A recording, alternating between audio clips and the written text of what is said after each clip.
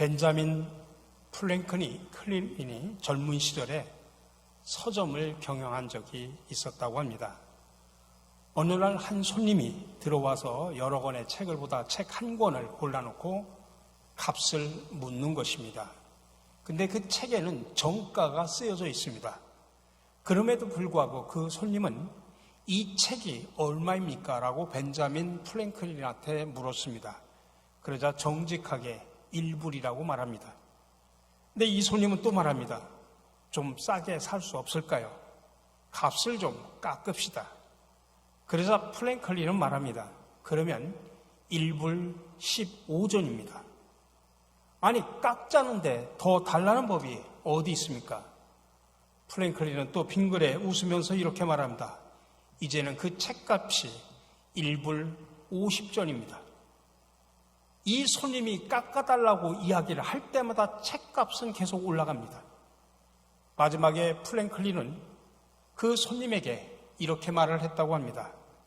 시간은 돈보다 귀한 것입니다. 책값은 1불인데 쓸데없는 말 자꾸 해서 내 시간을 빼앗았으니 그 책값은 이제 비쌀 수밖에 없습니다. 많은 분들이 이야기하죠. 시간은 돈이다. 근데 저는 시간은 돈보다 더 귀중하다라고 생각을 합니다. 돈은 잃어버렸다고 할지라도 다시 벌 수 있지만 잃어버린 시간은 우리가 다시 찾을 수 없습니다. 아무리 내가 힘쓰고 애쓴다고 할지라도 한 번 지나간 세월을 되돌릴 수는 없습니다. 그래서 스탕달은 이런 말을 했습니다. 인생은 매우 짧다. 보잘것없는 녀석들 앞에서 설설 기며 시간을 낭비할 필요는 없다. 인생은 짧다. 시시한 존재들과 생각들의 발목 잡혀 시간을 낭비할 필요는 없다. 그렇습니다. 우리가 살아가면서 좋은 일만 하기에도 인생은 짧습니다. 쓸데없는 일에 마음 쓰고 소심하게 굴기엔 인생이 그렇게 길지 않다는 이야기입니다. 아니, 나이가 점점 들어가다 보니까 더 절실하게 피부에 와 닿습니다. 그럼 우리에게 주어진 인생이 짧다면 지혜롭게 시간을 관리하고 의미 있게 순간을 살아야 됩니다. 더군다나 우리는 그리스도인으로 부름을 받고 나서 보니 더 시간이 없습니다. 근데 보면 우리는 쓸데없는 일에 얼마나 많은 시간을 낭비하며 살아갑니까? 좋은 일, 하나님께서 우리에게 주신 사명을 감당하기에도 시간이 없는데 그나마 그 아까운 시간을 아무에게도 유익이 없는 소모전에 낭비하는 경우가 참으로 많이 있습니다. 미워하고 싸우고 분열하고 용서하지 못하는 등등. 근데 오늘 우리가 읽은 에베소 본문에서는 제발 그렇게 살지 말라고 지금 권면하고 있는 것입니다. 그러면 시간을 잘 살아간다고 하는 것이 어떤 의미일까요? 오늘 말씀해 보니까 세월을 아끼라, 때가 악하니라라고 말하고 있습니다.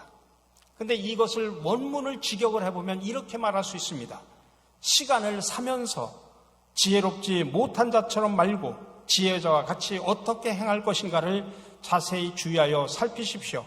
왜냐하면 날들이 악하기 때문입니다. 여기서 사다라고 하는 말의 헬라어를 똑같은 단어를 다른 곳에서 이렇게 사용합니다. 갈라디아서 3장 13절에서 똑같은 단어를 쓰는데 번역은 다르게 합니다. 그리스도께서 우리를 위하여 저주를 받은 바 되사 율법의 저주에서 우리를 속량하셨으니, 이 산다라고 하는 말을 지금 갈라디아에서는 속량한다라고, 속량이라고 번역을 해놨습니다. 근데 사실은 같은 의미입니다. 속량이라고 하는 게 무슨 뜻이냐?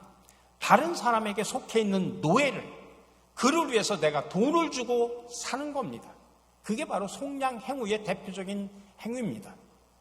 예수님은 우리의 죄값을 십자가에서 예수님의 피로, 보혈의 피로 우리를 속량해 주셨다라고 그렇게 말을 하죠.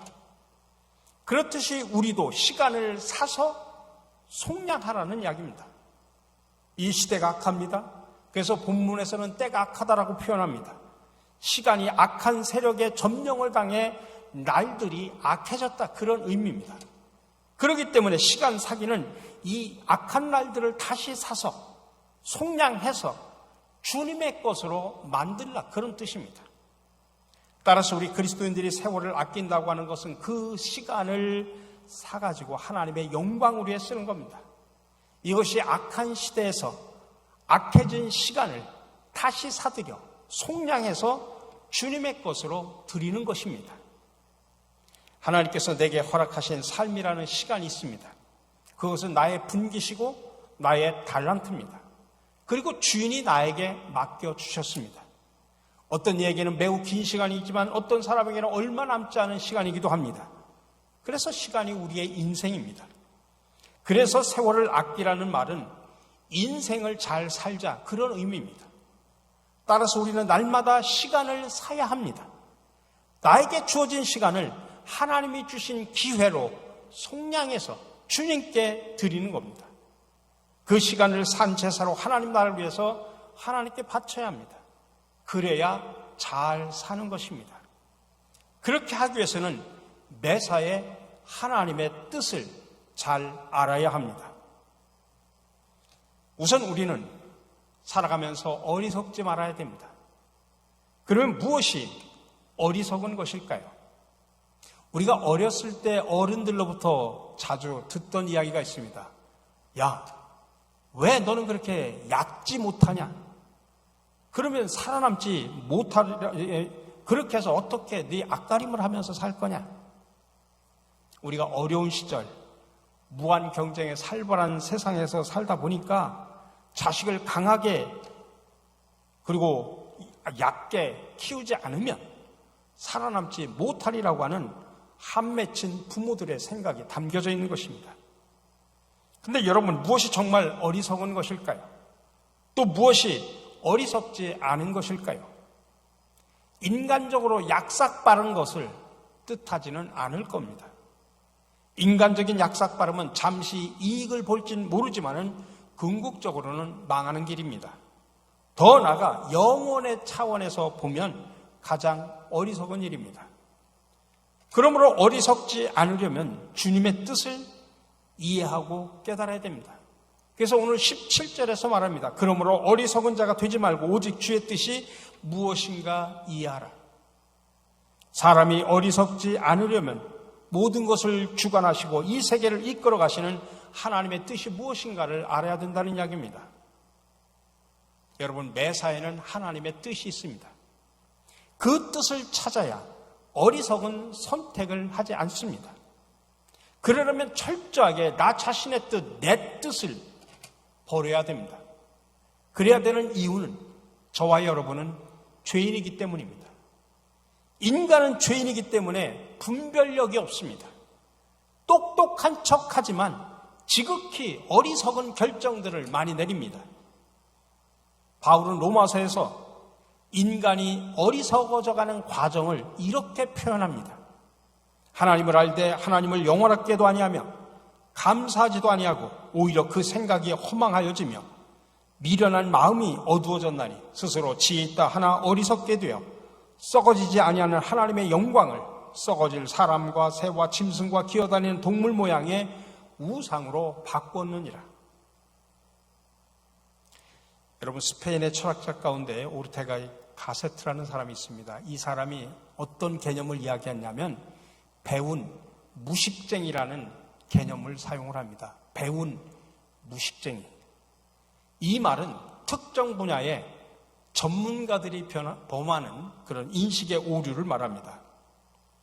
전문가라고 하면 자기가 전공한 그 분야에 있어서는 식견이 있는 사람들입니다.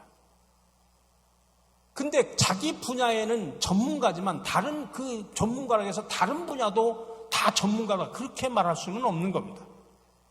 예를 들면 자신이 물리학 박사이기 때문에 주변에서 수재, 천재 소리를 듣는다면 그 사람은 다른 분야에서도 그 수준에 있는 것으로 다른 사람들이 오해하거나 자기 자신도 그렇게 착각할 수 있습니다. 자신이 의사이기 때문에 한국 사회가 나아가는 방향에 대해서도 올바른 판단을 내릴 수 있을 것 같고 그렇게 들리기도 하지만 사실은 아주 위험한 오판의 무지에 사로잡힐 수도 있습니다. 그는 의사로서 의학을 배운 사람입니다. 그러나 역사와 문화에 대해서는 사실 무지한 사람일 수도 있습니다. 이것을 배운 무식쟁이라고 표현하는 것입니다. 그런데 이런 현상이 가장 위험하고 심각하게 나타나는 영역이 어디냐? 하나님의 뜻에 대한 분별력입니다. 여러분, 유명한 스티븐 호킹 박사는 루게릭병에 걸려 꼼짝을 못하지만 많은 사람들로부터 천재적인 수학자요 물리학자로 알려져 있습니다. 이 분야의 업적으로 많은 상을 받은 전문가입니다. 근데 그가 뭐라고 이야기하냐면 우주는 신이 만들지 않았다라고 이야기합니다. 그래서 하나님의 존재를 부정해서 전 세계가 이목을 집중한 적이 있습니다. 근데 가만히 생각해 보면 정말 아주 우스운 착각 현상입니다. 그런 수학과 물리학의 천재라고는 말할 수 있습니다. 그가 천재이니까 하나님에 대해서도 그가 가장 잘 알 것이고 하나님에 대한 판단이 옳을 것이다라고 예단하는 것은 심각한 오류입니다. 이도 배운 무식쟁입니다. 하나님은 그가 우주 기원론인 빅뱅 이론으로 설명할 수 있는 그런 분이 아닙니다.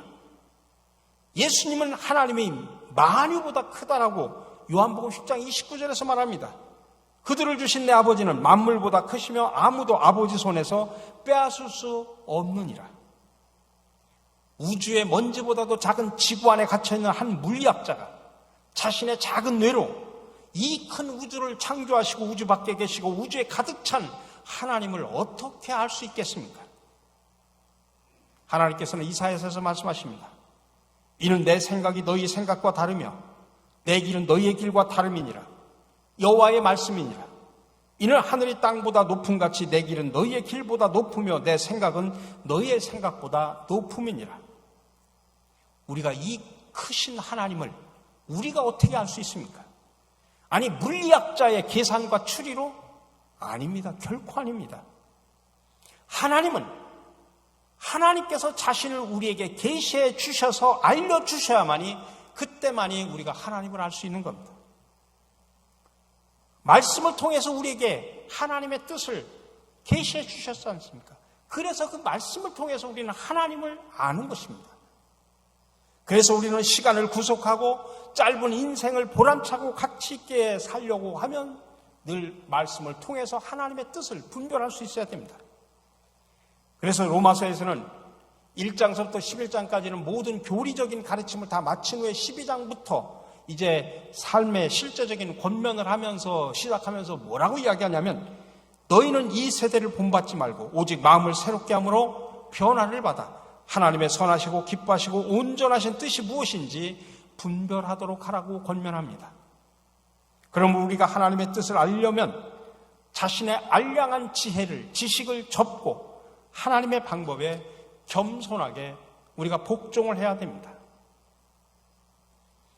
악한 때를 살고 있는 우리기에 사실 더더욱 우리는 세월을 아껴야 됩니다. 아무렇게나 적당하게 살고 있을 때가 아니라는 이야기죠. 그러면 어떻게 해야 되느냐? 오늘 17절에서 말합니다. 그러므로 어리석은 자가 되지 말고 오직 주의 뜻이 무엇인가 이해하라. 이렇게 이야기하면서 좀 더 구체적으로 그럼 어떻게 할 것인가를 그 다음 절에서 말합니다. 술 취하지 말라. 이는 방탕한 것이니 오직 성령으로 충만함을 받으라. 악한 때의 세월을 아껴야 할 텐데 술 취하는 것이야말로 어리석은 자가 되는 것이고 성령으로 충만함을 받는 것이 주님의 뜻이 무엇인지를 이해하는 것이라고 말합니다. 여러분, 때가 악하니 세월을 아끼라고 이야기하면서 기껏 술 취하지 말라고 권면하는 건 좀 다소 생뚱맞아 보이기도 합니다. 그러나 여기서 술 취하지 말라라고 하는 것은 단지 음주를 하지 말라는 그 뜻만이 아니라 정신을 놓고 책임을 망각하고 그저 먹고 마시고 노는 일로 할 일을 소홀히 하고 자포자기하는 그런 마음의 자세를 지금 경고를 하는 것입니다. 사도 바울이 술 취하지 말라고 이어서 뭐라고 하냐면 이는 방탕한 것이라고 했는데 그런 뜻에서 말하는 것입니다. 여기서 말하는 방탕함이라고 하는 것은 뭐냐면 세월을 아끼지 않는 삶을 말하는 것입니다. 이 악한 때 우리 그리스도인들이 그렇게 살 거냐, 아니면 성령 충만함을 받으며 살 거냐 결단하라. 지금 사도 바울이 우리에게 촉구하는 것입니다. 그러면 여기서 성령으로 충만함을 받아서 사는 것은 어떻게 사는 것일까요? 다시 말하면 성령 충만한 삶이라고 하는 게 구체적으로 뭐냐라고 하는 것입니다.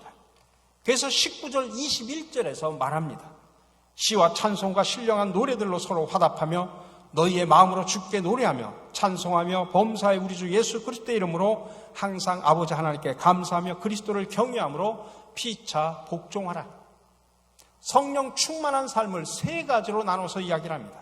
첫 번째로는 시와 찬송과 신령한 노래들로 서로 화답하라. 여기서 말하는 시라고 하는 것은 시편을 말합니다. 여러분, 시편을 들여다보면 거기에 역경 속에서 극심한 환난을 당하면서도 오직 하나님께 부르짖으며 하나님의 구원의 손길을 체험한 수많은 신앙인들의 고백이 거기에 담겨져 있습니다. 악한 때 이런 시편과 찬송과 신령한 노래들은 성도들이 서로 나누며 위로하고 격려하기에 참 좋은 것입니다. 서로 화답하라고 하는 것은 다른 말이 아닙니다. 마음을 같이 하라는 것입니다. 마음을 같이 해서 주님을 찬송하는 것도 신앙의 용기를 북돋아 주기에 참 좋다고 하는 것입니다. 두 번째로 성령 충만한 삶이라고 하는 것은 감사라는 이야기입니다. 20절에서 말합니다. 범사의 우리 주 예수 그리스도의 이름으로 항상 아버지 하나님께 감사하라. 하나님의 섭리를 알고 그의 인도하시는 방법을 이해한다면 우리는 범사에 감사하지 않을 수 없습니다. 왜냐하면 우리의 눈에 보기에 불의하고 악한 일이라고 할지라도 하나님께서는 더 크고 선한 일을 이루시기 위해서 다 당신의 뜻대로 사용할 것을 우리는 알기 때문입니다. 그래서 우리는 모든 것을 하나님의 뜻에 맡기고 감사할 수 있는 것입니다. 마지막으로 성령 충만한 삶이라고 하는 것은 그리스도를 경외함으로 피차 복종하는 것입니다. 21절에서 말하죠. 때가 악할수록 우리 그리스도인들은 서로 존중하고 아끼고 싸우지 말고 하나가 되어야 한다는 이야기입니다. 우리가 참으로 그리스도를 경외하는 사람들이라고 하면 우리가 서로 사랑하고 하나 되기를 간절히 원하시는 하나님의 뜻을 우리가 받아들여야 된다는 이야기입니다. 그것이 바로 사도 바울이 그리스도를 경외함으로 피차 복종하라는 말의 뜻입니다. 여러분, 우리는 분명히 알아야 됩니다. 악한 세상과 마귀는 주의 몸된 교회가 찢어지기를 간절히 원합니다. 하나님의 백성이 갈라지기를 간절히 원합니다. 그렇게 교회를 무너뜨리고 하나님의 백성들을 갈라놓으려고 온갖 계획을 다 동원한다는 사실을 아셔야 됩니다. 여러분, 여기에 놀아나서는 안 됩니다. 거기에 놀아나지 않고 성령으로 충만함을 받아 바른 믿음과 그리스도를 경외함으로 진정 한 몸 이루기를 힘쓰는 우리가 되어야 하는 것입니다. 저는 마지막으로 찰스 스퍼전 목사님이 쓰신 우리가 잘 알고 있는 지금 하십시오라는 글귀를 다시 한번 소개를 해드리면서 말씀을 마무리하려고 합니다. 할 일이 생각나거든 지금 하십시오. 오늘 하늘은 맑지만 내일은 구름이 보일지도 모릅니다. 어제는 이미 당신의 것이 아니니 지금 하십시오. 친절한 말 한마디가 생각나거든 지금 말하십시오. 내일은 당신의 것이 안 될지도 모릅니다. 사랑하는 사람이 언제나 곁에 있지는 않습니다. 사랑의 말이 있다면 지금 하십시오. 미소를 짓고 싶거든 지금 웃어주십시오. 당신의 친구가 떠나기 전에 장미가 피고 가슴이 설렐 때 지금 당신의 미소를 주십시오. 불러야 할 노래가 있다면 지금 부르십시오. 당신의 해가 저물면 노래 부르기에는 너무나 늦습니다. 당신의 노래를 지금 부르십시오.